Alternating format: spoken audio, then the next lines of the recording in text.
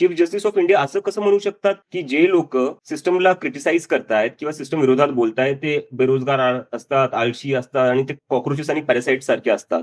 मागच्या 40 वर्षात जितकी बेरोजगारी नव्हती तेवढी बेरोजगारी आज आपल्या देशात आहे. आपल्या देशातून दरवर्षी 50 लाख ग्रॅज्युएट निघतात बाहेर. त्या 50 लाख पैकी फक्त 20 ते 22 ग्रॅज्युएट्सला जॉब भेटते. बाकीचे 30 लाख जे ग्रॅज्युएट्स आहेत त्यांना जॉब भेटत नाहीये. तर आज अशी वेळ आलेली आहे की डिग्री असणं ही एक लेव्हरेज राहिल्याने ही लायबिलिटी बनलेली आहे. आणि नंतर आपण एक असे राजकारणी बघतो जे डिग्री नसताना चांगले राहू लागले, त्यांचं करिअर वाढू लागलं. पण जे लोक शिकतायत त्यांचं करिअर मागे चालले, त्यांचं करिअर खराब होतंय. तो नीटची परीक्षा करत होता. 17 वर्षाचा मुलगा जो उद्या जाऊन डॉक्टर झाला असता, ज्यांनी उद्या जाऊन देशाची सेवा केली असती, किती लोकांचा जीव वाचवला असता. ज्याचं स्वप्न होतं की मी दुसऱ्या लोकांचे जीव वाचू, त्याला स्वतःचा जीव द्यावा लागला. कशामुळे? सरकारच्या फेलियरमुळे, सिस्टमच्या फेलियरमुळे. आणि त्याच्यावर ऍक्शन काय होतं? काहीच ऍक्शन नाही. राजीनामा सुद्धा येत नाहीये. आम्ही राजीनामा मागितला, आमचा अकाउंट सस्पेंड केलं. मिस्टेक सरकारने केली, पूर्णपणे सिस्टमची चुकी आहे इथं. शिक्षा कोणाला भेटते? मुलांना. पैसे कोणाकडून काढताय तुम्ही? मुलांकडून. कोणत्या लॉजिकनी आणि कोणत्या हक्कानी? म्हणजे या देशातला तरुण जर बोलणार असेल तर तुम्ही त्याला अशा धमक्या देसाल की तुझ्या आईवडील इथंच राहता, आम्ही बघून घेऊ. पण जेव्हा विषय माझ्या घरच्यांपर्यंत येतो, जेव्हा माझ्या आईवडिलांबद्दल असं बोलल्या जातं की ते तरी इथंच राहताना आम्ही बघून घेऊ, म्हणजे काय चालू आहे या देशात? किती दादागिरी, किती धमक्या. अशी आपली लोकशाही चालवणार आहे का आपण? पण जर तुम्ही ऍक्शनच घेणार नाही, तुम्ही काही अकाउंटेबिलिटी फिक्सच नाही करणार, तर मग लोकांनी करायचं काय? चुपचाप सहन करत जायचं. मी मुळात छत्रपती संभाजीनगरचा आहे. तिथंच माझा जन्म झाला, तिथंच मी वाढलेलो. त्यानंतर मी माझं ग्रॅज्युएशन, अंडर ग्रॅज्युएशन करण्यासाठी पुण्यात होतो. तर पुण्यातून मी मास मीडियाची डिग्री घेतलेली आहे. आणि त्यानंतर मी एक 2-3 वर्ष आम आदमी पार्टी सोबत दिल्लीमध्ये काम केलेलं. त्यांचे शिक्षेवरचं काम पाहून, त्यांचं हेल्थ केअरवरचं काम पाहून तर मला त्यांचं काम आवडलं. आणि त्यामुळे मला असं कुठे वाटलं की मी कॉन्ट्रीब्युट करावं. तिथं मी 2-3 वर्ष काम केलं. आणि तिथं काम केल्यानंतर मला आता असं वाटलं की आता आयुष्यात दुसरं काहीतरी स्वतःचं बघावं. आणि त्यासाठी मी इकडं बाहेरच्या युनिव्हर्सिटीसाठी अप्लाय करणं सुरू केलं. मग त्याच्यात माझा बॉस्टन युनिव्हर्सिटीमध्ये नंबर लागला. आणि मागच्या 2 वर्षापासून मी आता इथं युएसए मध्ये आहे. अच्छा, पण तुम्ही जो आता उल्लेख केला, तुम्ही आम आदमी पक्षासोबत काम करत होतात, तर ते साधारणतः कधी ते कधी करत होतात आणि फक्त आप सोबत काम केले की इतरही पक्ष? नाही, मी फक्त आप सोबतच काम केलेलं आहे. आणि ते 2020 ते 2022-23च्या दरम्यान. अच्छा, आणि मग तुम्ही आता परमनंटली तिकडे बॉस्टनला आहात की परत? परमनंटली नाही. मी माझं तर आता डिग्री आता जस्ट संपलेली आहे. तर मी आता ते तिथं बघत होते जॉब करायचा का इंडियाला वापस यायचं. पण आता जशी स्थिती निर्माण झालेली आहे, मला आता वाटतं मला वापस इंडियाला यावंच लागेल. अच्छा, आता इथं राहून काय अर्थ नाहीये, कारण की तिथं भरपूर लोकांचा दबाव आहे मला की तुला वापस यावं लागेल आता. अच्छा, ठीक आहे. मग आपण आता या पक्षापासून सुरुवात करूया, कारण की सरन्यायाधीशांनी हा जो भारतातल्या काही तरुणांचा, बेरोजगार तरुणांचा हा जो उल्लेख केलाय कॉक्रोच म्हणून, तर त्याच्यातनं ही तुम्हाला कल्पना कुठून का असं तुम्हाला वाटलं की अशा पद्धतीचा आपण एक पक्ष काढायला हवा? आणि अजून तरी मला जेवढी कल्पना आहे त्या दृष्टीने हा फक्त सोशल मीडियावर आहे, अजून इलेक्शन कमिशनकडे वगैरे तुम्ही गेलेला नाही आहात. तर काय नेमका थॉट आहे तुमचा या पक्षासंदर्भात?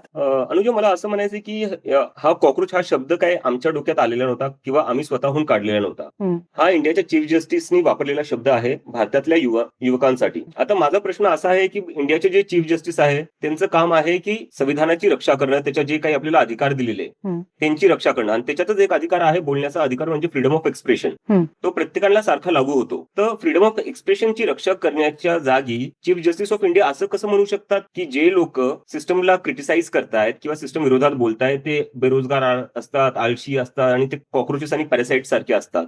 तर हे खूपच विचित्र गोष्ट आहे, कारण की एका डेमोक्रेसीमध्ये, एका लोकतंत्रमध्ये असं नसलं पाहिजे. आणि ज्युडिशरीकडून तर असं अजिबातच नाही आलं पाहिजे, कारण की judiciary is suppose to protect the fundamental rights of the people. त्यांचं म्हणणं होतं ना की माझ्या बोलण्याचा चुकीचा अर्थ काढण्यात आला, असं ते म्हणाले. अनुजा, मला त्यांच्या क्लॅरिफिकेशनवर अजून जास्त प्रॉब्लेम आहे. ते क्लॅरिफिकेशन मध्ये काय बोलले की माझा असा अर्थ नव्हता की सगळे असे असतात. ते बोलले की जे लोक बोगस डिग्री घेऊन येतात किंवा ज्या लोकांकडे डिग्री नसते तरी ते बोलतात, अशा काहीतरी प्रकारचं ते बोलले. तर मला हा साधा प्रश्न विचारायचा आहे, कारण की मी जरी आता छत्रपती संभाजीनगरमध्ये वाढलोय आणि एका मिडल क्लास वर्गातून होतो, म्हणून मला डिग्री घेणं जमलं, मला शिक्षण घेणं जमलं. पण मी हिंगोली सारखे, माझं मुलगा हिंगोली आहे, सेंतूर पिंपरी सारख्या छोट्या गावातून मी येतो. मी लहानपणी ज्या मुलांसोबत खेळलो ते आजही as a daily veg labourer, कामगार म्हणून ते काम करतात. त्यांना डिग्री नाही घेता आली. मी बऱ्याचशा आदिवासी मुलांसोबत लहानपणी खेळलोय, त्यांना डिग्री नाही घेता आली. तर मग त्यांना बोलायचा अधिकार नाहीये का? जे फक्त डिग्री घेतील त्यांनाच बोलायचा अधिकार आहे का? संविधानात असं काही लिहिलेलं आहे? संविधानामध्ये तर प्रत्येकाला सारखा अधिकार दिलेला आहे. तर मग आपले चीफ जस्टिस ऑफ इंडिया असं कसं म्हणू शकतात की फक्त ठराविक लोकांना बोलण्याचा अधिकार असेल आणि ठराविक लोक जर बोलले तर मग ते कॉक्रोच आणि पॅरासाइट? आणि जर असंच असेल तर मला म्हणायचं, एक व्यक्ती आहे ज्यांच्या डिग्रीचा शोध मागच्या 10-12 वर्षापासून चालू आहे पण भेटत नाहीये, आणि ती व्यक्ती कोण आहे हे आपल्या सगळ्यांना माहिती आहे. ठीक आहे, मी राजकीय मुद्द्यावर येते, पण परत एकदा मला तुमच्या वैयक्तिक आयुष्यावर जायचं, कारण तुम्ही आता उल्लेख केला त्या पद्धतीने की तुम्ही हिंगोलीतनं येता आणि तिथे अशा समाजासोबत तुम्ही वाढलेलात की ज्यांचा आवाज आज सुद्धा रिझर्वेशन वगैरे या सगळ्या गोष्टी असून सुद्धा तेवढा पोहोचत नाही. आणि मी चुकत नसेल तर बहुतेक तुमच्या एका सोशल मीडियावरच्या एक्स पोस्टमध्ये तुम्ही लिहिलेलं सुद्धा आहे की तुम्ही स्वतः सुद्धा दलित समाजातनं येता, तर ते बरोबर आहे? हा, तर मला ती पहिले तुमची पार्श्वभूमी जाणून घ्यायला आवडेल की तुमचं बालपण कसं होतं, ज्या समाजातनं तुम्ही येता तो समाजाचा आवाज तेव्हाही दबलेला होता, आजही बहुतांश प्रमाणात दबलेला आपल्याला पाहायला मिळतो. तर तुमचं ते बालपण कशा पद्धतीने राहिलेलं आहे, तुम्हाला कुठल्या कुठल्या गोष्टींचा सामना करावा लागला, हालाखीचं जीवन होतं का, आई वडील काय करायचे, कसं तुमचं शिक्षण झालं आणि मग आज तुम्ही अगदी बॉस्टन पर्यंत पोहोचलेलात? नाही, माझं आयुष्य पर्सनली बघायला गेलं तर तसं काही तेवढं हे नव्हतं, कारण की माझे वडील जे होते ते शिकले, पण माझ्या वडिलांचं आयुष्य खूप अवघड होतं, कारण की ते हिंगोली सारख्या एका ग्रामीण भागात जन्मले आणि तेव्हा दुष्काळ होता. तशा काळात त्यांनी त्यांचं आयुष्य काढलेले. माझी आजी मला सांगायची खायला भाकरी नसायच्या अशा टाइम मध्ये तुझे वडील शिकलेले, पण ते शिकल्यामुळं आणि जे बाबासाहेब आंबेडकरांनी आम्हाला अधिकार दिलेले त्यांच्यामुळं त्यांना भरपूर सवलती भेटल्या आणि त्यांच्यामुळे माझं आयुष्य चांगलं झालं. त्यामुळे मला तेवढं स्ट्रगल नाही करावं लागला जेवढा त्यांना करावं लागलं. ओके. तर आता मी त्या राजकीय विषयावर सुद्धा येते. एक तर मला हे समजून घ्यायचं आहे की तुम्ही हे जे पक्षाचं नाव ठेवलंय हे कॉक्रोच जनता पार्टी असंच का ठेवलं? तुम्हाला कॉक्रोच म्हणजे इंडियन नॅशनल कॉक्रोच असं ठेवावं का नाही वाटलं, किंवा आम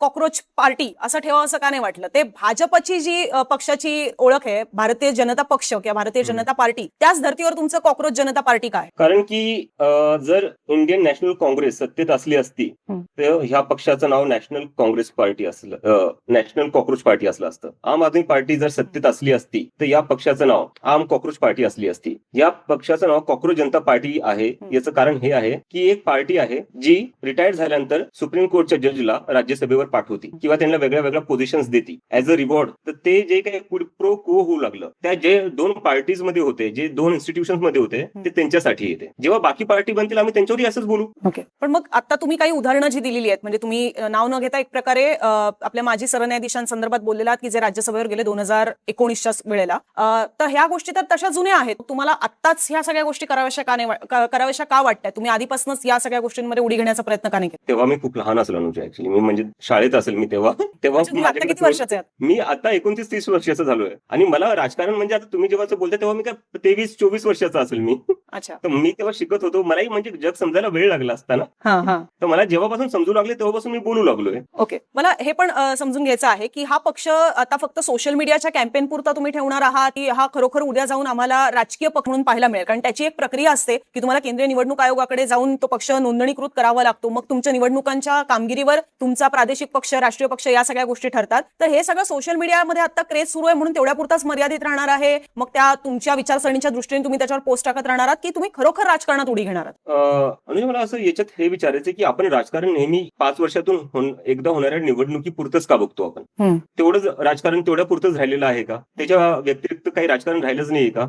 अकाउंटेबिलिटी सरकारकडून घेणं हे राजकारण नाही राहिलंय का? बहुतेक आपण राजकारणाला फक्त 5 वर्षातून होणाऱ्या एकदा निवडणुकीपर्यंत लिमिटेड ठेवलेलं आहे. त्यामुळे सरकार आता अकाउंटेबल राहिलेली नाहीये. आपल्याला याचा विचार करावा लागेल की फक्त निवडणुकीपुरतं किंवा कोण इलेक्शन लढते कोण नाही लढते त्याच्या लिमिटेड राजकारण असणं खूपच घातक आहे. आणि जो तुम्ही प्रश्न विचारला आम्ही उतरणार की नाही, मला एक गोष्ट क्लिअर करायची आहे की आम्ही ही पार्टी काही प्लॅन करून स्टार्ट केली नव्हती. हा आमचा एक सटायर होता सिस्टमवर, जे सिस्टम आता युथचा ऐकत नाहीये, त्यांना समजून घ्यायचा प्रयत्नही करत नाहीये. हा सटायर होता आणि हा सटायरच राहिला असता जर लोकांमध्ये राग नसता.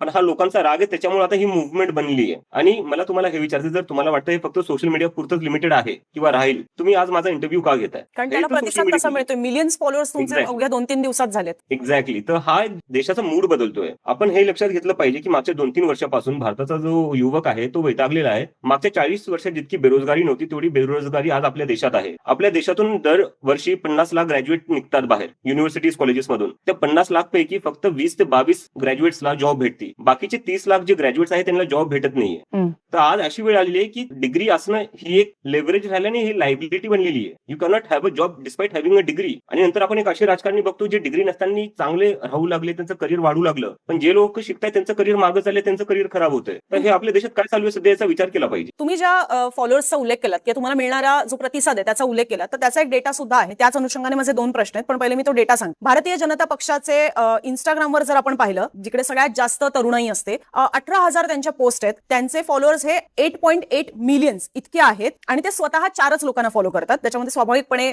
नरेंद्र मोदी, अमित शहा आणि भाजपचे राष्ट्रीय अध्यक्ष नवीन असतील आणि अजून एखादा कोणीतरी असेल आणि भाजपचंच कदाचित अधिकृत इतर हँडल असेल. वर्सेस आता आपण काँग्रेस पाहूया. म्हणजे भाजपचे 8.8 मिलियन फॉलोअर्स आहेत इंस्टाग्रामवर, काँग्रेसचे 13 मिलियन फॉलोअर्स आहेत इंस्टाग्रामवर आणि तुमचे जे कॉक्रोच जनता पक्षाचा जो मी हँडल बनवलं त्याचे ह्या अवघ्या 2-3 दिवसांमध्ये फक्त 60च पोस्ट असून सुद्धा 14.9 मिलियन फॉलोअर्स बनलेत आणि कदाचित ते अजूनही जास्त असू शकले असते जर तुमचे आज इतर हँडल सस्पेंड झाले नसते तर. मला हे पहिले विचारून घ्यायचंय, मी सस्पेन्शनवर नंतर येते, पण पहिले हे जाणून घ्यायचं आहे की तुम्हाला असं का वाटतं की एवढे 2 तगडे ऑप्शन भारताच्या राजकारणात मध्ये आता असताना सुद्धा भाजप असेल किंवा काँग्रेस असेल इतक्या मोठ्या संख्येने तुमचे फॉलोअर्स जे वाढतायत याच्या मागचं तुम्हाला काय कारण वाटतं? सरकारवर हा विश्वास राहिलेला नाहीये का अशाही दृष्टीने पाहिलं जाते? एक जेनझी मुव्हमेंट तयार होते किंवा हा एक तरुणाईचा आवाज की ज्याला रस्त्यावर उतरून आंदोलन करणं हे आता तेवढं माहिती नाहीये, कारण गेल्या 10 वर्षांमध्ये तशी मोठी आंदोलनं आपण पाहिलेली नाहीये तरुणांची, पण ती सोशल मीडिया थ्रू कुठेतरी दिसून येत आहेत का, प्रतिबिंबित होत आहेत का, हा त्यातला अर्थ निघू शकतो का? तुम्हाला काय वाटतं की तुम्हाला एवढे मोठ्या संख्येने फॉलोअर्स मिळण्यामागचं काय कारण असू शकतं? तुम्ही या लोकांशी रोज बोलतोय मी, रोज कमीत कमी 200-300 लोकांशी पर्सनली बोलायला बघतोय, मेसेज करतोय मी त्यांना कॉल करतोय, मी रात्रभर जागून मीडिया सोबत बोलता मी त्या लोकांशी बोलायचा प्रयत्न करतोय.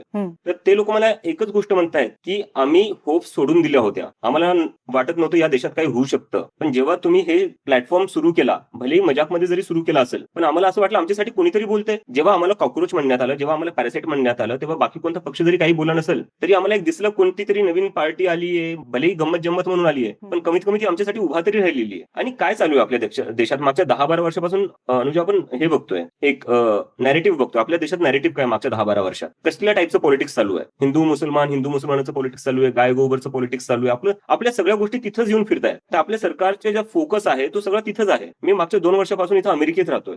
इथं विषय काय चालू आहे? एआय मध्ये अमेरिका अजून कसा पुढे जाऊ शकतो, सेमी कंडक्टर कॅपॅसिटीमध्ये अमेरिका अजून कसा पुढे जाऊ शकतो, अमेरिका क्लीन एनर्जी, रिन्युएबल एनर्जीवर 100% कसा जाऊ शकतो, हे इथं कॉमन डिस्कोर्स आहे इथलचा डिस्कशनचा. आपल्या इथं काय कॉमन डिस्कोर्स असतो? आपल्या इथं कुठे 4 लोक जरी भेटले तरी त्यांच्या त्याच गोष्टी आहेत, कारण की मीडियावरही तेच दिसतंय, सरकारमध्येही तेच चालू आहे. पण याचं आपल्याला हे कळत नाहीये की युवकांना याचा फायदा काय होतोय, त्यांच्यासाठी कोण बोलतंय? सत्ता पक्ष असो, मीडिया असो किंवा अपोजिशन असो, त्याच्यातलं कोणीतरी हे जे 20-22 वर्षांची मुलं आहे आज जी नीटची तयारी करतायत, IIT मध्ये गेलेली आहेत, काही डेटा सायंटिस्ट बनायचा विचार करतायत, त्यांच्यासाठी तुम्ही काय ऑफर केलेले आजपर्यंत आणि कधी करणार?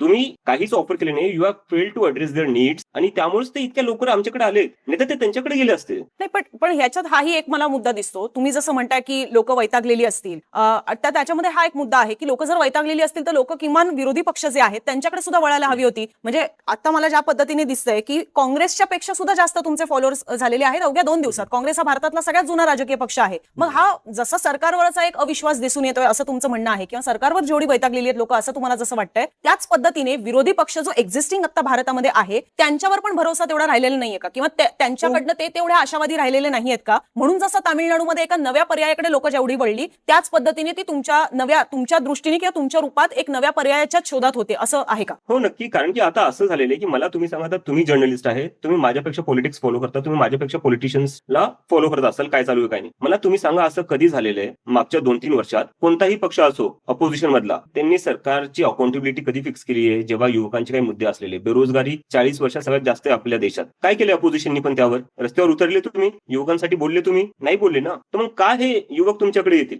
का? पण आता म्हणजे काँग्रेस त्याबद्दलची आंदोलनं करत असतं, बऱ्याचदा त्यांच्या कार्यकर्त्यांची धरपकड होत असते. राहुल गांधी स्वतः बेरोजगारी आणि जे पिछडा समाज ज्यांना म्हणतात किंवा मागास वर्ग जो आहे त्यांचे मुद्दे लावून धरतात. त्यांना सरकारमध्ये ओबीसी असतील, दलित असतील यांना स्थान मिळत नाही, यावर ते बोलताना पाहायला मिळतात. तर असं नाहीये की विरोधी पक्षाने पूर्णपणेच या सगळ्या गोष्टींना इग्नोर केलेला आहे. विरोधी पक्ष मुद्दे नक्की मांडतो, आंदोलनं करत असतो. नाही, माझा प्रश्न हा आहे की तुम्ही एंगेज करताय का? जी आज 20 ते 25 वर्षाची एज ब्रॅकेट आहे, जे मुलं मुली आहेत त्यांच्यासोबत तुम्ही एंगेज केलंय का?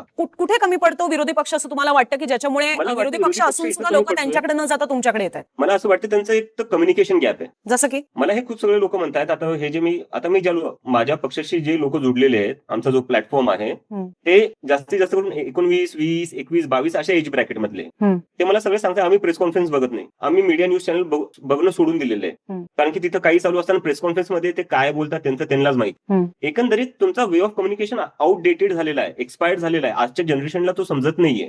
तुम्हाला वे ऑफ कम्युनिकेशन बदलावं लागेल. आणि तो कसा बदलेल? जेव्हा तुम्ही या लोकांशी डायलॉग करसाल, जेव्हा यात तुम्ही यंग जनरेशन सोबत संवाद करसाल, तेव्हाच तुम्हाला कळेल ना त्यांचा वे ऑफ कम्युनिकेशन काय करायला हवं असं तुम्हाला वाटतं. जसं तुम्ही एक सांगताय की काय लोकांपर्यंत अपीलच होत नाही, हे जसं तुम्ही सांगताय, तसंच भारताच्या तरुणाईला खास करून, कारण आपण बेरोजगारांबद्दल बोलत असतो, काय असं विरोधी पक्षाने केलं असतं तर भारतातला तरुण हा वर्ग त्यांच्याकडे आकर्षित होऊ शकला असता किंवा आशावादी राहू शकला असता त्यांच्याबद्दल? मी काही एवढा सीझन पॉलिटिशियन नाहीये. मी स्वतः 2-3 दिवसांआधीच ही मुव्हमेंट सुरू केलेली आहे. पण मला जेवढं कळतंय मी त्यावरनं हे सांगेल की सगळ्यात आधी गरज आहे की तुम्ही फक्त युवकांसोबत बसा, पहिले त्यांचं ऐकून घ्या. त्यांची ह्या युवकांची सगळ्यात मोठी कंप्लेंट हीच आहे की आमच्याशी कोणी बोलतच नाही, आमचं कोणी ऐकतच नाही, आमच्यासाठी तुम्ही आम्हाला गृहीत धरून निर्णय घेता, कोणी आम्हाला येऊन विचारतं का आमच्या गरजा काय. ठीक आहे, तुम्ही जसं म्हणलं की अपोजिशन पार्टी कधी कधी काहीतरी करतात, अग्रीड, पण ते किती डायलॉग नंतर करतात. स्वतःहूनच ठरवलंय का डायलॉग करून ठरवलंय? त्या मुलांचं तेच म्हणणं आहे. ही जेनझी जनरेशन आहे, हे त्यातले नाहीये की अरे आम्ही तुमच्यासाठी केलं तुम्ही खुश होऊन जा. नाही, तुम्ही आम्हाला विचारून केलं का? तुम्ही आमचं मत घेतलं का? तुम्ही स्वतःहूनच कसं काय ठरू शकता आम्हाला काय हवंय आणि काय नाहीये? So you need to involve them in your discourse. ते तुम्ही जोपर्यंत करणार नाही ना तोपर्यंत तुम्ही सक्सेसफुल होणार नाही या लोकांशी एंगेज करायला किंवा त्यांना अट्रॅक्ट करायला. ही जनरेशन खूप वेगळी यांना तुम्ही समजूच शकलेली नाहीये आणि तुम्ही समजू नाही शकले, त्यामुळे तुम्ही असे कॉकरोच आणि पॅरासाइटचे शब्द वापरतात. तुम्ही आता उल्लेख केला त्या पद्धतीने की अनेक बेरोजगारीची समस्या आहे आणि ते तरुण तुम्हाला अप्रोच करतायत. पण जेवढा मी आता स्क्रीनवर सुद्धा दाखवतोय आणि जेवढे तुमच्या फॉलोअर्स मध्ये सुद्धा पाहायला मिळते, खूप सेलिब्रिटीज सुद्धा आहेत जेही तुम्हाला फॉलो करतायत. सो त्यांना पण एक तुमचं वेगळं आकर्षण आहे. त्यामुळे असं नाहीये की फक्त बेरोजगारीच्या समस्येवर लोक पर्याय शोधत होते किंवा बेरोजगारीच्या मुद्द्यावरच लोक सरकारवर अविश्वास त्यांचा असेल तर तो दिसतोय, असं नाहीये. मोठमोठे सेलिब्रिटीज तुम्हाला फॉलो करताना पाहायला मिळतात मला. जसं की त्याच्यामध्ये मी चुकत नसेल तर कंकना सेन शर्मा आहेत, कुणाल कामरा आहेत, अजूनही काय काय ऍक्ट्रेसेस आहेत, ते उर्फी जावेद आहे, तेही तुम्हाला फॉलो करतात. तर हा कुठला पॅटर्न आहे? म्हणजे ही अशा पद्धतीची लोक जी तुम्हाला अप्रोच करत असतील किंवा त्यांनी तुम्हाला मेसेजेस केले असतील, तर हे बेरोजगारीच्या पलीकडचा असा कुठला वर्ग आहे की ज्यांना सरकारच्या काही विशिष्ट गोष्टी पटत नाहीत आणि ते आज तुम्हाला फॉलो करतात? नाही, ते नक्की असू शकतं. सरकारच्या काही गोष्टी या लोकांना पटत नसतील आणि ते कुठल्या, म्हणजे बेरोजगारी हा एक मुद्दा तुम्ही सांगितला, त्या पलीकडे मी येतोय त्याच्याकडे. तर सरकारच्या काही गोष्टी त्यांना पटत नसतील त्यामुळे आमच्याकडे येतं, हे अगदी बरोबर असू शकतं. पण आपल्याला एक मोठा ट्रेंड बघायला पाहिजे. एक पॅटर्न काय असतं, मोठ्या लोकांचं एखाद्या मुव्हमेंटच्या मागे येणं, याचा अर्थ हवा बदलतीये. जेव्हा काँग्रेसची सरकार होती तेव्हा सगळे मोठे मोठे चेहरे काँग्रेस सोबत असायचे, बरोबर.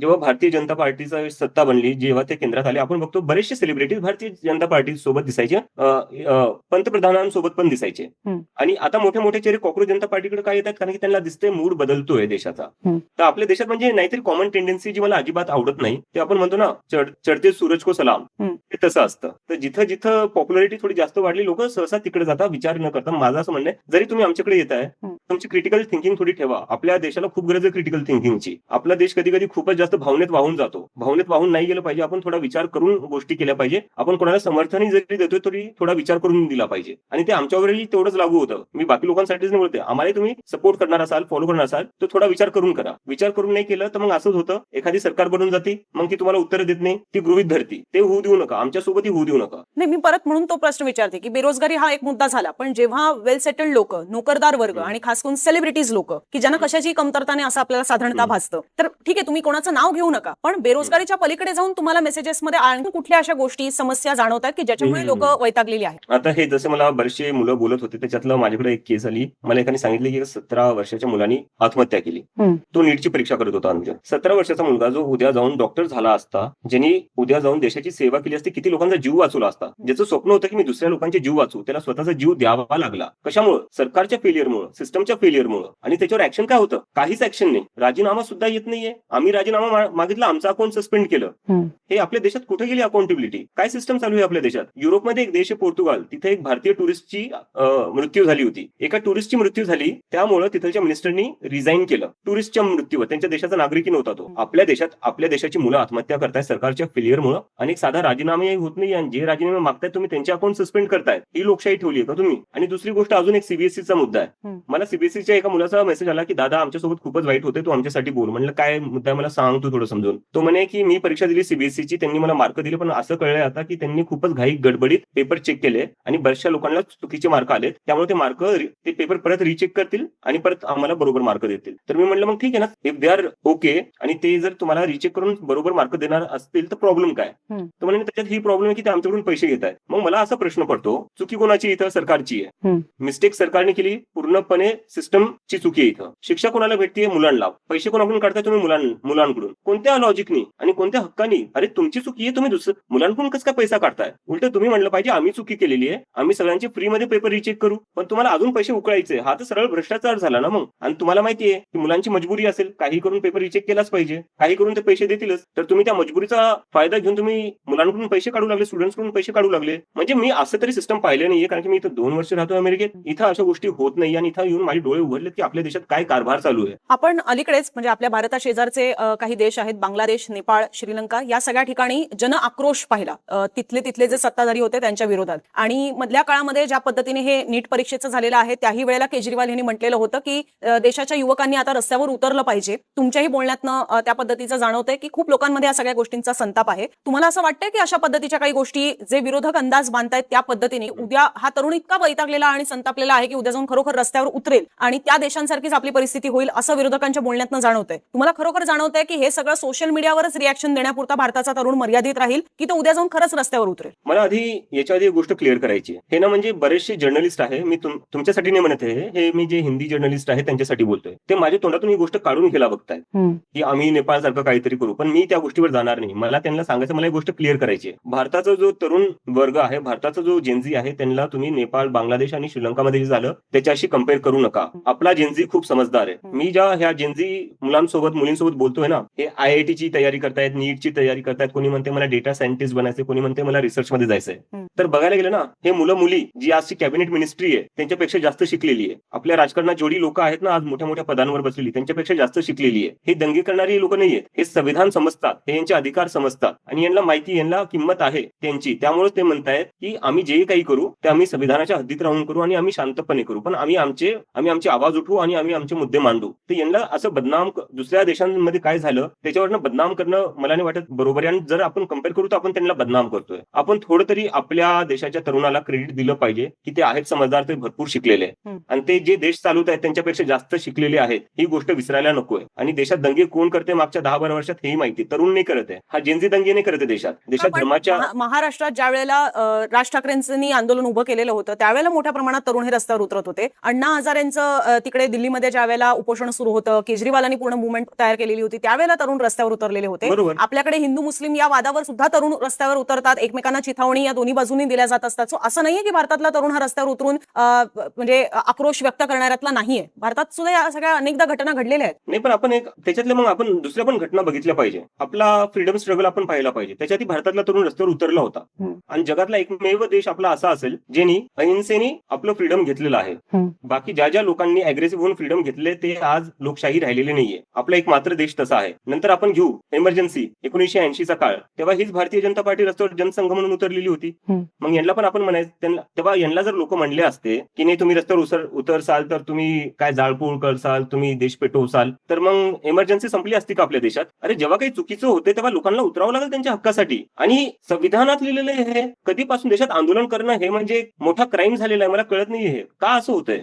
काय एवढी भीती वाटते आंदोलनापासून? आणि आंदोलन लोक नाही करेल ना, तुम्ही सुधरून जा, तुम्ही ऐका लोकांचं. नीटचा जेव्हा पेपर लीक झाला त्या मुलाची आत्महत्या होण्याच्या आधी जर तुम्ही राजीनामा दिला असता, कोणी कशाला आंदोलन केलं असतं? लोकांनाही वाटलं असतं ना, नाही कुठं ना कुठं सरकार पण कोर्स करेक्शन करते, कुठं ना कुठं सरकार पण ऍक्शन घेतीये. पण जर तुम्ही ऍक्शनच घेणार नाही, तुम्ही काही अकाउंटेबिलिटी फिक्सच नाही करणार, तर मग लोकांनी करायचं काय? चुपचाप सहन करत जायचं. आणि भारतासारख्या देशात जो देशच आंदोलनातून निर्माण झालेला आहे, आपलं पूर्ण एक्झिस्टन्सच आंदोलनातून आलेले, महात्मा गांधी असो, आंबेडकर असो, नेहरू असो, अशा देशात आपण आंदोलनाला एक क्राईम म्हणून कसं काय बघू शकतो? तुम्ही आता जसं म्हणताय त्याच पद्धतीने आता मला हा प्रश्न तुम्हाला घ्यायचा आहे की खूप मोठ्या प्रमाणात मग लोकांनी आता तुमच्यावर सुद्धा विश्वास दाखवलेला पाहायला मिळतोय सगळ्या हँडल्सवर, तुमचे मिलियन्स मध्ये फॉलोअर्स असल्यामुळे. मग त्यांना आता काय, म्हणजे त्यांना आता काय दिशा असणार आहे? तुम्ही सोशल मीडियावरच फक्त कॉन्टेंट टाकणार आहात, त्या पद्धतीने तुमचं काही वेगळं कॅम्पेन असणार आहे, किंवा हा सगळा राग जे व्यक्त करतायत ते तुम्ही तो मांडणार आहात, की पुढे जाऊन काही असणार आहे? लोकांनी जो तुमच्यावर आता विश्वास दाखवलेला आहे त्याचं पुढे नेमकं काय होणार आहे? याच्यातनं मला एक गोष्ट करायची जी बाकी पक्षांनी नाही केली आहे आणि ज्यामुळे ही लोक माझ्याकडे आलेली आहे किंवा आमच्याकडे आलेली आहे, ते ही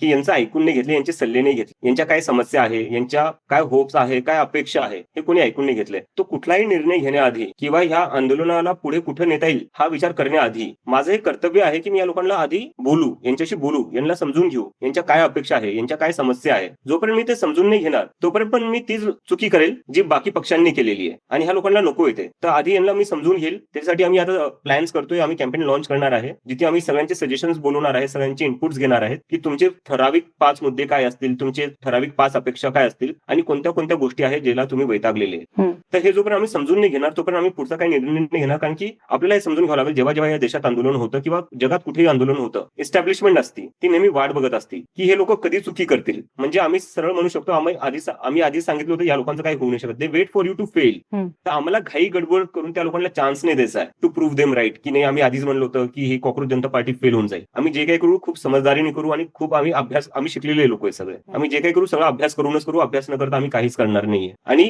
3-4 दिवस झाले मला तरी वाटतंय आम्ही काही विचार करून ठरवून हे काही सुरू केलं नव्हतं. तर it would be too early to expect anything from us on the 4th day.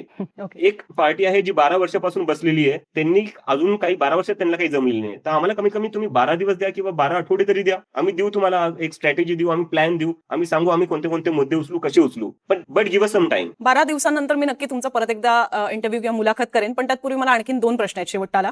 एक म्हणजे की जसं स्तुती होतीये, कौतुक होत आहेत, खूप लोक दाद देत आहेत तुमच्या या चळवळीला, त्याच पद्धतीने काही लोक साहजिकपणे आरोप करतात. सोशल मीडिया वगैरे सगळं आल्यानंतर ह्या सगळ्या गोष्टी त्याच्या पार्ट अँड पार्सल आहेत, ज्या तुम्हालाही अर्थात तुमच्यापर्यंत पण आल्याच असतील. त्यातला एक आरोप असा आहे की ज्याचा तुम्ही सुरुवातीला उल्लेख केलात की तुम्ही आम आदमी पक्षासोबत काम केलेलं आहे आणि आता जे सगळं तुमचं कॅम्पेन उभं राहत आहे हे पंजाब विधानसभा निवडणुकांच्या तोंडावर तुम्ही एक प्रकारे आम आदमी पक्षाचे प्रॉक्सी आहात आणि तुम्ही भाजपच्या विरोधातली वातावरण निर्मिती तयार करून हे कुठेतरी विरोधकांना फायदेशीर ठरेल अशा पद्धतीने या सगळ्या गोष्टी घडतायत. तुम्ही कुठलाही पक्ष काढणार नाही, तुम्ही पुढे जाऊन काही करणार नाही, तुम्ही फक्त आम आदमी पक्षाच्या बाजूने सगळ्या गोष्टी टाकाल, नॉट लिटरली नाव घेऊन पण बाजूने गोष्टी टाकाल आणि भाजपच्या विरोधात एक वातावरण निर्मिती करण्यासाठी हा एक प्रॉक्सी तयार झालेला आहे पक्ष. अशा पद्धतीने सगळे आरोप सुरू झालेले आहेत. तर याच्यावर तुमचं काय म्हणणं? 2 गोष्टी याच्यात. तर पहिली गोष्ट तुम्ही हे म्हणाल भाजपचं पंजाबमध्ये काय अस्तित्व आहे, जे आम्ही भाजपच्या विरोधात बोलून पंजाबमध्ये त्यांना फायदा होईल आम आदमी पक्षाला. भाजपचं तिथं तर काही अस्तित्वच नाहीये. तर ही गोष्टच खूप इलॉजिकल आहे. जे पण लोक क्रिटिसाइज करतात ही गोष्टच खूप इलॉजिकल आहे. आणि दुसरी गोष्ट अशी की नीट हा फक्त पंजाब पुरता मुद्दा राहिला आहे. सीबीएसई फक्त पंजाब पुरते लोक देत आहेत, पूर्ण देशाचे लोक आहेत ना.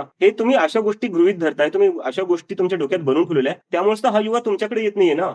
तुम्ही अजूनही तुमच्याच इकोसिस्टम मध्ये, तुम्ही अजूनही तुमच्या ज्या मेंटॅलिटी आहे तुमची तीच आहे. तुम्ही त्याच्या पलीकडे लोकांचं ऐकायला तयार नाहीये आणि तुम्ही परत तीच चूक करताय. तुम्ही मूड समजत नाहीये लोकांचा. नाही, आता हा आरोप काही भाजप करते अशातला नाही. म्हणजे मी आता हे वैयक्तिक दृष्ट्या तुम्हाला अनुभव सांगते ते म्हणजे की मी स्वतः लाईव्हला बसण्यापूर्वी मी पण पाहायचा प्रयत्न केला की सोशल मीडियावर तुमच्याबद्दलच्या काय चर्चा. त्यात मला हे एक रील दिसलं की ज्यामध्ये एक व्यक्ती सांगते की मी आधी खूप पटकन ज्याला आपण म्हणतो ना फ्लो मध्ये येऊन एखाद्या गोष्टीला फॉलो केल्यासारखं. तर त्या व्यक्तीचं ते म्हणणं होतं की मी पण फॉलो केलं आणि मग मी अॅनलाइज केलं तेव्हा मला या सगळ्या गोष्टी अशा त्यातनं जाणवल्या. आता त्याच्यामध्ये भाजपच असायला हवं असं काही नाहीये, पण आम आदमी पक्षाला फायदा व्हावा म्हणून सुद्धा या सगळ्या गोष्टी असतील. जे कदाचित ते भाजपच्या कॉन्टेक्स्टने बोलत असतील, ते कदाचित काँग्रेसच्याही कॉन्टेक्स्टने असू शकतं. मुद्दा हा की आम आदमी पक्षाबद्दल सुद्धा अशाच पद्धतीने आरोप होतात. ते तर म्हणजे अगदी काँग्रेसने सुद्धा केलेले आहेत की आम आदमी पक्ष हा बी टीम आहे किंवा केजरीवालांना सगळ्या गोष्टीतून निर्दोष यासाठीच सोडण्यात आलं जेणेकरून पंजाब निवडणुकीमध्ये ते परत ऍक्टिव्ह व्हावे. गुजरातमध्ये सुद्धा आम आदमी पक्ष आहे, त्याचाही फटका काँग्रेसला बसतो. मुद्दा हा नाहीये की इकडनं बोलतंय कोण, मुद्दा हा आहे की तुम्ही प्रॉक्सी आहात. अशा पद्धतीने सुद्धा तुमची इमेज तयार केली जाते सोशल मीडिया. एक तर सगळ्यात पहिले मी गोष्ट आज तुमच्या चॅनलवर तुमच्या इंटरव्ह्यू क्लिअर करतो. कॉक्रोच जनता पार्टी कधीही कोणत्या पक्षाला समर्थन देणार नाही आणि जर आम्ही समर्थन दिलं तुम्ही ही माझी क्लिप काढा आणि तेव्हा दाखवा आणि मला एक्सपोज करा. हे मी तुमच्या चॅनलवर बोलतोय. आणि मला जर ही गोष्ट लपून ठेवायची असती अनुजा, मी राघव चड्डासारखी ट्विट डिलीट केली असते आधी. त्याच्यानंतर मी ही मुव्हमेंट सुरू केली असती. मी ट्विट डिलीट नाही केले, मी ते ट्विट ठेवले. तुम्ही अजूनही माझ्या ट्विटरवर जाऊन बघू शकतात. जर मला लोकांना मिसलीड करायचं असतं, मला लोकांना फसवायचं असतं तर ट्विट डिलीट करून हे सगळं करणं खूप सोपं असलं असतं. कोणाला काहीच माहिती नसतं झालं. आज तुम्ही माझी मुलाखत घ्यायच्या आधी तुम्ही मला विचारलं नाही तुम्ही आम आदमी पार्टी सोबत होते की नाही. तुम्ही फक्त मला हे विचारलं तुमचं बॅकग्राऊंड काय. त्याच्यात मी तुम्हाला स्वतःहून सांगितलं, कारण की मला ती स्वतः गोष्ट लपवायची नाहीये. कारण की राजकारणात हेच चालू आहे ना. ही फसव्यागिरीमुळेच ह्या लोकांचा भरोसा उठलेला आहे. ह्या फसव्यागिरीमुळेच ह्या जेनझी जनरेशनचा तुमच्यावरनं भरोसा उठलेला आहे. हे तुम्हाला समजून घेता येत नाहीये. तर या लोकांना मी स्वतःहून सांगतोय की माझं असं होतं, मी या पक्षासोबत 2-3 वर्ष काम केलेलं आहे, पण आता मी काही करत नाहीये आणि तुम्ही लोक त्रासलेले आहेत, त्यामुळे मी तुमच्यासाठी मुद्दे उचलेल, पण तुम्हाला पण तयार व्हावं लागेल. आणि ते म्हणतात ठीक आहे आम्हाला काही हरकत नाहीये. तर बाकी लोक काय बोलतात काय नाही मी त्यावर जाणार नाही. पण हा मी एक सायकोलॉजी तुम्हाला सांगेल. कोणतंही आंदोलन या देशात होऊ द्या, 2011चं अण्णा आंदोलन असू द्या किंवा पंजाबचं शेतकरी आंदोलन असू द्या, एक गोष्ट कॉमन काय, अण्णा आंदोलन बद्दल असं म्हणलं जातं की त्यांच्या मागे आरएसएसचे हात होते किंवा आरएसएसचे लोक असतात. आणि मी म्हणतो असतील. कोणत्या आंदोलनात समाजातले सगळेच लोक एकत्र येत नाही. भ्रष्टाचार हा सगळ्यांचाच मुद्दा होता तेव्हा. तो कोणत्या एका वर्गाला किंवा एका आयडिओलॉजीला इफेक्ट करणारा मुद्दा नव्हता. तर मग बाकीच्या आयडिओलॉजींनी याचा नाही का आले असतील, मी ते नाही म्हणत आहे. पण त्याच्यामुळे तुम्ही पूर्ण मुव्हमेंट जो जेन्युइन राग आहे लोकांमधला तोच तुम्ही डिसमिस करून टाकणार आहे. आणि हे मग किती घातक आहे लोकशाहीसाठी. मग असं तर कोणी प्रोटेस्टच करू नाही शकणार. सगळे पॉकेट्समध्ये प्रोटेस्ट करतील, त्यांना पोलीस काय 3-4 काठ्या मारून पळून लावतील.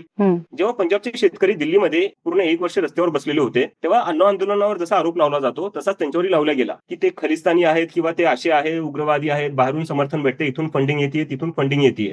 जे लोक सत्तेत असतात, जेव्हा जेव्हा त्यांच्या विरोधात काही ना काही आंदोलनं होतात, त्या आंदोलनाला अशाच प्रकारे बदनाम करायचा प्रयत्न करतात. पण हे समजून घ्यायला पाहिजे, लोकांच्या काही जेन्युइन समस्या असतात, जेन्युइन राग असतो. तुम्ही अशा किती कन्स्पिरसी थिअरीज बनवल्या, तुम्ही अशी किती बदनामी करायचा प्रयत्न केला, तो राग तो राहील ना, तो राग तर जेन्युइन आहे ना. त्याचं काय करणार तुम्ही? बाकी तुम्हाला बदनाम करायचं करा, you're free to do that, but at least address the real issue here. तुम्हाला हे सगळं आता एवढं कॅम्पेन उभं केल्यानंतर आणि हा जो प्रतिसाद मिळतो त्याच्यानंतर कोणाचे फोन आले राजकारण्यांपैकी? मला आलेले आहेत, पण मी नाव नाही घेणार. अच्छा, महाराष्ट्रातल्या राजकारण्यांचे आले? हो. अच्छा, पण मी नाव नाही घेणार ठीक कोणाचं. आहे, नाव नका घेऊ, पण ऍटलीस्ट काय बोलले ते? नाही, म्हणजे बोलले नाही, मला फक्त मेसेज आले की आमच्या सिनियर लिडर्सला तुम्हाला बोलायचे, म्हणजे ते असतात ना, त्यांच्या जे जवळचे लोक आहेत त्यांच्याकडून मेसेजेस येतात, ते तशा प्रकारचं चालू आहे. तर मी अजिबात कोणाला एकालाही रिप्लाय दिलेला नाहीये, कारण की मला ही कॉम्प्रोमाइज नाही करायची ही मुवमेंट. तुम्ही बघा, मागच्या 10-12 वर्षात या देशात आंदोलनाला एक क्राईम बनवून ठेवलेलं आहे. सोनम वांगचुकने आंदोलन केलं, त्याला जेलमध्ये टाकून ठेवलं. लोकांना तुम्ही ह्या पॉईंट पर्यंत पुश केलं होतं जिथे लोक बोलायला घाबरायची. आज 10-12 वर्षांनंतर लोक त्या मुवमेंटला आलेली आहे जिथे त्यांना वाटतं की नाही, आता आम्ही बोलू शकतो आणि आता आम्ही बोललं पाहिजे, कारण की आता बस झालं, आता अजून किती सहन करायचं. तर मी जर बाकी राजकारण्यांसोबत हात मिळवला तर ही जी 10-12 वर्षांनंतर जी एक होप निर्माण झाली ना, ती मरून जाईल आणि याच्यानंतर लोक परत हिंमत नाही करू शकणार. तर माझी जिम्मेदारी त्याच्यावर जास्त आहे. या लोकशाहीसाठी, या लोकशाहीकडे, ही जी एक होप निर्माण झाली ना, माझी जिम्मेदारी तिकडे जास्त आहे. आणि मला जर बाकी राजकारण्यांसोबत जायचं असतं तर मी एका पक्षासोबत कामच करत होतो, मी तिथंच राहिलो असतो. मी कशाला हे केलं असतं? नाही, कारण महुआ मोहित्रांसारख्या खासदारांनी, तृणमूलच्या, त्यांनी म्हटलेलं आहे, मला आवडलं असतं तुमचा पक्ष जॉईन करायला, असं त्यांनी म्हटलेलं आहे. एक अखिलेश यादव यांचं सुद्धा आम्ही ट्विट दाखवत होतो. सो मोठे मोठे जे राजकारणी आहेत तेही प्रतिसाद देत आहेत, किंवा तेही बऱ्याचदा असं असतं की तुमच्या खांद्यावरनं गोळी दुसऱ्याला मारण्याचा सुद्धा प्रयत्न असेल, या सगळ्या गोष्टी असतील. पण हे जे बडे बडे राजकारणी आहेत जे ओपनली तिथे बोलतात, ते तुमच्याशी पण मेसेजवर करून अशाच पद्धतीने बोलतायत का? आणि तुम्हाला ऍक्च्युअली राजकारण्यांपैकी सुद्धा कोणी असं म्हटलेलं आहे का की आम्हाला तुमचा पक्ष जॉईन करायला आवडेल? आणि खास करून सत्ताधारी पक्षातनं, भाजपकडनं सुद्धा तुम्हाला कोणी मेसेज वगैरे केलं? माझं तर डायरेक्टली असं काही बोलणं नाही झालंय. मला फक्त मेसेजेस येऊ लागले की आमच्या पक्षाच्या नेत्यांना बोलायचं आहे. मी जसाच तो मेसेज बघतो, मी रिप्लाय नाही करत. मला त्या भानगडीत पडायचंच नाहीये, कारण की जेव्हा असं होतं तेव्हा काय होतं याचा सगळ्यात जास्त अनुभव आपल्या मराठी लोकांपेक्षा जास्त कोणाला माहिती असेल. जेव्हा अशा उड्या मारल्या जातात इकडून तिकडं, काय होतं, काय वाटतं तुम्हाला? तुम्ही एखाद्या पक्षाच्या ह्यांना रिस्पॉन्स दिलात, प्रतिसाद दिलात, रिप्लाय दिलात, काय होईल असं वाटतं तुम्हाला? हे लोक मला कॉक्रोच सारखे खाऊन टाकतील. हे जे आहेत ना माझ्या सोबत उभा राहिलेले आज 1,10,00,000 लोक, हे जेनझी, ते मला कॉक्रोच सारखे खाऊन टाकतील, कारण की यांचा राग ह्याच व्यवस्थेवर पूर्ण. त्यांना नको ही लोक, ते वैतागलेले आहेत यांना. नाही, पण मी एक आणखीन प्रश्न विचारला की भाजपकडनं सुद्धा कोणी तुम्हाला मेसेज केलेत का? नाही, ते कसं काय करतात? आम्ही तर त्यांच्या विरोधात, ते आम्हाला मेसेज नाही करत, ते आमचे डायरेक्ट अकाउंटवर जोडून टाकतात. बऱ्याचदा आरोप हे होतात ना, कारण त्यांच्या विरोधात जर कोणी बोलत असेल तर त्यांचे आवाज दाबण्याचे प्रयत्न होतात. हे विरोधक सातत्याने बोलताना पाहायला मिळतात. आता तुम्ही भारतात तर नाही आहात, तुम्ही अमेरिकेत आहात, पण तरी सुद्धा अशा पद्धतीचे काही प्रयत्न झाले का? धमक्या आल्या का तुम्हाला? ट्रोलिंग तर ते आता खूप युज टू झाले, सगळेच जण त्याला युज टू झालेले ट्रोलिंगला, पण धमक्या येणं वगैरे हेही प्रकार वाढलेले आहेत. तर याबद्दल तुम्हाला काही तुमचा अनुभव आहे का, ज्या पद्धतीचे आरोप होतात? मला फक्त यावर एक बरं झालं तुम्ही गोष्ट बोललं, माझ्या डोक्यातून निघून गेली होती, कारण की मला असं वाटत होतं की मला माझी पर्सनल लाईफ पुढे नाही आणायची आहे आणि मला ते कार्ड खेळायचं नाहीये. पण काल परवापासून मला असे बरेचसे काही जे भाजपचे इकोसिस्टम मधले लोक आहेत ते असे म्हणू लागले, तू जरी अमेरिकेत असेल तरी तुझे आई वडील इथंच आहे ना, बघून घेऊ. ते अशी ट्विट करू लागले आणि ते उघडपणे अशी ट्विट करू लागले. हे तुम्ही शुअर आहात की तुम्ही म्हणता की तुम्हाला भाजपच्या लोकांकडनं असं आलंय मेसेज? नाही, मेसेज नाही, ट्विट केले त्या लोकांनी. मी हे ओपनली केलं, ओपनली ट्विट केलं. मला मेसेज केले असते मी समजू शकलो असतो, ते पण थोडं बरं वाटलं असतं की तुम्ही घाबरतायत ओपनली बोलण्याशिवाय. पण इथं तर उघडपणे तुम्ही धमक्या देताय. आणि जर तुम्ही हे आयडीज पाहिले कुठलचे कोणाचे, हे आयडीज ते जे सगळे बीजेपीचा इकोसिस्टम आहे त्यातलेच आहे. म्हणजे या देशातला तरुण जर बोलणार असेल तर तुम्ही त्याला अशा धमक्या देसाल की तुझ्या आई वडील इथंच राहता, आम्ही बघून घेऊ. म्हणजे काय देशाची तुम्ही अवस्था करून ठेवली, काय तुम्ही पॉलिटिक्सची अवस्था करून ठेवली आहे, जिथं लोकांना जे कोणी बोलते त्यांना तुम्ही अशा धमक्या देतायत. काय होईल या देशाचं? मला हा प्रश्न पडलेला. आता मी जरी एवढी हिंमत करून बोलते, आता मला चिंता लागली. मला कालपर्यंत थोडं काही वाटत नव्हतं, कारण की मी तर स्वतः आता जेलमध्ये जरी जायचं असेल मी तयारी त्यासाठी, कारण की मी एक पॅटर्न पाहिलेले, जे या सरकारच्या विरोधात बोलतं त्यांना हे जेलमध्ये टाकतात. सोनम वांगचुकचं आपण उदाहरण पाहिजे, किती मोठा सायंटिस्ट आहे तो, त्याचा आता आदर केला पाहिजे या सरकारने, त्याला सुद्धा जेलमध्ये टाकले. तर मी उद्या इंडियाला आल्यावर मला दिल्ली एअरपोर्टवरच तिहाडला नेतील, मला याची गॅरंटी आहे आणि मला त्याची भीती नाहीये. पण जेव्हा विषय माझ्या घरच्यांपर्यंत येतो, जेव्हा माझ्या आईवडिलांबद्दल असं बोलल्या जातं की ते तरी इथंच राहताना आम्ही बघून घेऊ, म्हणजे काय चालू आहे या देशात? किती दादागिरी, किती धमक्या, अशी आपली लोकशाही चालवणार आहे का आपण? पण तुम्ही काय वाटतं तुम्हाला, तुम्ही अशा पद्धतीच्या धमक्या जर तुम्हाला येणार असतील तर तुम्ही किती तग धरू शकणार आहात तिथून पुढे? तुम्हाला तुम्हाला मग तुमचा असा विचार आहे का की मग तिकडे बॉस्टनलाच थांबायचं किंवा आई नाही नाही, मला यावं लागेल, कारण की हे बघा, मला यावं लागेल कारण की मी एका टाइमला स्वतः जेलमध्ये जाणं प्रिफर करेल माझ्या आई वडिलांना काही होण्यापेक्षा. मी बॉस्टनला तसंही राहणार नाही, माझा इथं प्लॅन नाही राहायचा, आणि आता हे झाले त्याच्यानंतर अजिबातच नाही, मला यावं लागेल, कारण की इथं राहून मी ही मुव्हमेंट नाही चालू शकत. मला ही मुव्हमेंट चालवण्यासाठी भारतातच यावं लागेल. नाही तर लोक मला तेच म्हणतील, तू तिथं बसून आम्हाला काय शिकवतोय, आम्ही सगळे रिस्क घ्यायचे, आम्ही सगळं सामना करायचा आणि तू तिथं मस्त राहशील. लोक मला असंच बोलतील ना, त्यासाठी मला यावं लागेल देशात वापस, आणि मी येईल. तुम्हाला अशी नाही भीती वाटत की बऱ्याचदा हेही आरोप होतात परत एकदा विरोधकांकडनं की भाजपच्या विरोधात तुम्ही बोललात म्हणजे तुम्ही काँग्रेसी झालात किंवा म्हणजे तुम्ही ध्रुव राठी, कुणाल कामरा किंवा असे लेफ्टिस्ट या गँगमधले झालात. एक टिपिकल टॅग लागतो तुमच्यावर. जर तुम्ही भाजपच्या विरोधात बोलत असाल तर एक टॅग लागतो तुमच्यावर. हे सगळे टॅग सुद्धा तुमच्यावर लागतील आणि मग तुमच्याकडे पाहण्याचा दृष्टिकोन सुद्धा जो ह्यांच्याकडे पाहण्याचा आहे त्याच पद्धतीने पाहिला जाईल. बऱ्याचदा असं असतं की भाजपच्या विरोधात बोलताय म्हणजे तुम्ही मग काँग्रेसी किंवा तुम्ही ध्रुव राठी या इकोसिस्टीमचे आहात, तुम्ही न्यूट्रल आहात या पद्धतीने पाहण्याचा प्रयत्नच केला जातो. म्हणजे तो विचार पण शिवत नाही की आपण एखाद्याला न्यूट्रल पद्धतीने सुद्धा पाहून बघावं. तर या सगळ्या गोष्टींचा सुद्धा एक दडपण येतं का की आपण सुद्धा त्याच लॉबीमध्ये ढकलले जाऊ, आपल्याला सुद्धा त्याच इकोसिस्टीमचा भाग केला जाईल. तुमची मुलाखती घेणारे सुद्धा बरेच जण ह्यातलेच आहेत, तर हे टॅग तुमच्यावर सुद्धा लागू शकतात किंवा तुम्हालाही त्या चष्म्यातनं पाहिलं जाऊ शकतं. मला असं वाटतं आपण आता खूप पुढे गेलेलो त्या गोष्टींपेक्षा. ते हे आपण ह्या सगळ्या ज्या गोष्टी याला या चष्म्यातून बघायचं, त्याला त्या चष्म्यातून बघायचं, दिस इज आउटडेटेड पॉलिटिक्स कम्प्लिटली. आजची जी जनरेशन आहे त्यांना फरक नाही पडते या सगळ्या गोष्टीवरनं. त्यांचे प्रश्नच वेगळे, त्यांची समस्या वेगळ्या आहे. आपण त्या ऍड्रेस केल्या पाहिजे ना. आपण हे महत्वाचे मुद्दे सोडून कोण कोणासोबत कुठे उभा राहते, कोण कोणाला पाठिंबा देते, हा त्याच्या साईडचा असेल का याच्या साईडचा असेल का, त्याच्याने का होणार आहे. जर मला एखाद्याने मुलाखत करायला बोलवलं, मी त्याच्याकडे गेलो, त्याच्याने मी त्याच्या आयडिओलॉजीचा झालो का? नाही. तो माझे मुद्दे मांडायला तयार आहेत. या मुलांचे जे 1,10,00,000 जे मुलं आहेत त्यांचे मुद्दे मांडायला तयार आहे. तो मला प्लॅटफॉर्म देतोय बोलायला, तर त्या मुलांच्याच फायद्याचा आहे ना, त्यांचीच आवाज पुढे चालली आहे. हा प्रश्न यासाठी कारण आता आपण जे नॉर्वेमध्ये पाहिलं की ज्याच्यामध्ये आपल्या भारताच्या प्रधानांना एक प्रश्न विचारण्याचा प्रयत्न तिथल्या पत्रकाराने केला आणि त्याच्यानंतर ह्याबद्दलचा रिसर्च सुरू झाला की त्या पत्रकाराला काँग्रेसची लोक फॉलो करतायत का किंवा जागतिक पातळीवरच्या संघटनेमध्ये जिकडे काँग्रेस आहे तिकडेच हे सगळे लोक सुद्धा आहेत का. त्या पत्रकाराने असे बाकीच्यांना कधी प्रश्न विचारले का की जे आज मोदींनाच विचारले जात आहेत. त्यामुळे ही एक गोष्ट आहेच की तुम्ही जर एखाद्या व्यक्तीला एखादा प्रश्न करत असाल तर लगेच तुम्ही दुसऱ्या कॅम्पमधले आहात अशा पद्धतीने टॅग लावले जातात. म्हणून हा टॅग लागलाच नसता जर तुम्ही उत्तर दिलं असतं. तुम्ही उत्तर द्यायला का घाबरतात, तुम्ही प्रश्नांना का घाबरतात. मला सांगा, ती आता जी नॉर्वेमधली जी कोणी जर्नलिस्ट आहे तिने प्रश्न विचारला, तुम्ही उत्तर दिलं असतं तर हा मुद्दा बनला असता का? नसता बनला ना मुद्दा. तिथंच गोष्ट संपली असती. तिने एक प्रश्न विचारला, तुम्ही उत्तर देऊन टाका, एवढा आउटरेज झालाच नसता. हे विनाकारणचे आउटरेज आहे, विनाकारणचे अलिगेशन्स आहे जे आपण नुसतं लेबलिंग करायला बघतो. आपण भारताचे पंतप्रधान 12 वर्षापासून प्रेस कॉन्फरन्स करत नाहीये, हे सगळ्यांनाच माहिती आहे. आता तुमच्या चॅनलने कधीदा रिक्वेस्ट केली असेल, तुम्ही इंडिया टुडेची पार्ट आहे बरोबर, तुम्ही रिक्वेस्ट केली असेल प्रेस कॉन्फरन्ससाठी किंवा इंटरव्ह्यूसाठी, कधी पण प्रश्नांपासून पळणार तुम्ही. जर तुम्ही प्रश्नांची उत्तरं दिली तर तेवढा वाद होणारच नाही. आता आपण मला वाटतं मागच्या 30-40 मिनिटापासून बोलतोय, तुम्ही मला जो नाही तो प्रश्न विचारलाय आणि मी 15 मिनिटं आधी झोपेतून उठलोय, मला फक्त 2-3 तासाची झोप भेटली. मला तर माहिती नव्हतं तुम्ही काय विचारणार आहे. तुम्ही काय मला प्रश्न पाठवली नव्हती. तरी एक राजकारणी नसताना एक 29 वर्षाचा मुलगा असून पण मी तुमच्या प्रश्नांची उत्तरं देतोय. तर पंतप्रधान जे मागचे 30-40 वर्ष राजकारणात आहे ते का उत्तरं नाही देऊ शकत? ठीक आहे. एक शेवटाचा प्रश्न की तुमचे अकाउंट सस्पेंड करण्याचे प्रयत्न झालेले आहेत, आज झालेले आहेत, तर दोन्ही अकाउंट सस्पेंड झाले आणि तुम्ही परत एक कॉक्रोचेस बॅक नावाने आणखी नवीन अकाउंट्स तयार केले. पण हे कितपत सुरू राहील आणि तुम्हाला काय वाटतं की सोशल मीडिया थ्रू सुद्धा हे जर कॅम्पेन तयार करण्याचा प्रयत्न झाला तर वारंवार अकाउंट सस्पेन्शन हे होऊ शकतात. तर हे किती वेळ तुम्ही पुढे नेणार आहात? तुम्ही म्हणताय की तुम्ही काय कुठलाही राजकीय पक्ष म्हणून इतक्यात तो नोंदवण्यासंदर्भातला तुमचा विचार अजून तसा शिवलेला नाहीये. तर काय नेमकं म्हणजे पुढचा प्लॅन काय आणि अकाउंट्स असे वारंवार सस्पेंड होत राहिले तर काय? नाही, ते जेवढे सस्पेंड करतील आम्ही तेवढे बनवू. कारण की जसं त्यांनी सस्पेंड केलं आणि मी जसं दुसरं बनवलं, मला एका तासाच्या आत त्या अकाउंटवर 30,000 फॉलोवर आलेत एका तासाच्या आत.